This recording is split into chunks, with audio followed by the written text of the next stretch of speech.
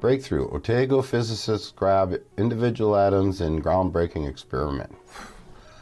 I'm Steve Blair and this is Breakthroughs. In a first for quantum physics, University of Otago researchers have held individual atoms in place and observed previously unseen complex atomic interactions.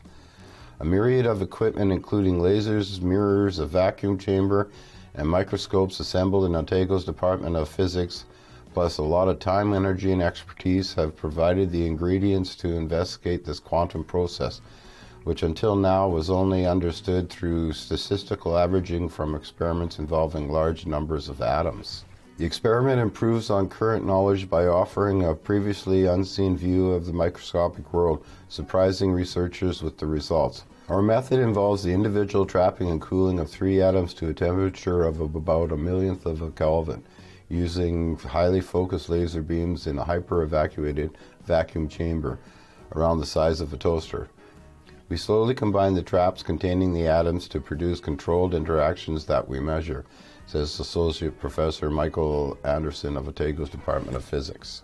When the 3 atoms approach each other to form a molecule and all receive a kick from the energy released in the process, a microscope camera allows the process to be magnified and viewed.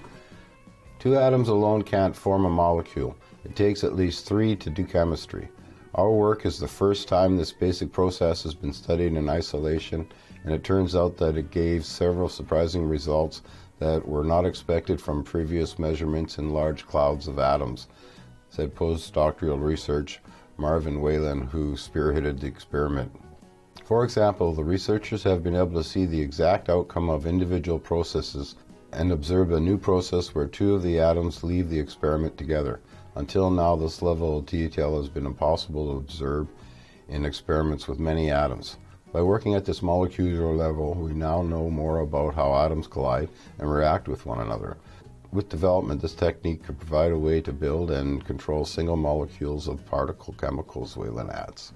Associate Professor Anderson admits the technique and the level of detail can be difficult to comprehend to those outside the world of quantum physics.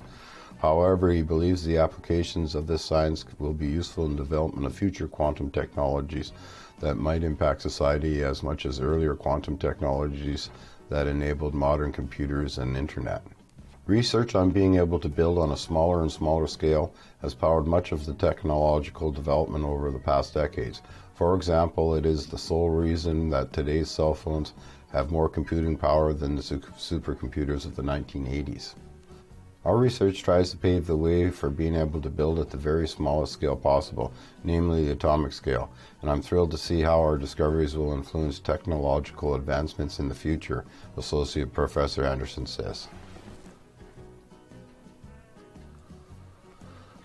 Well, I'll leave a link in the description to the full article, and as usual, please like, share, subscribe, and take care.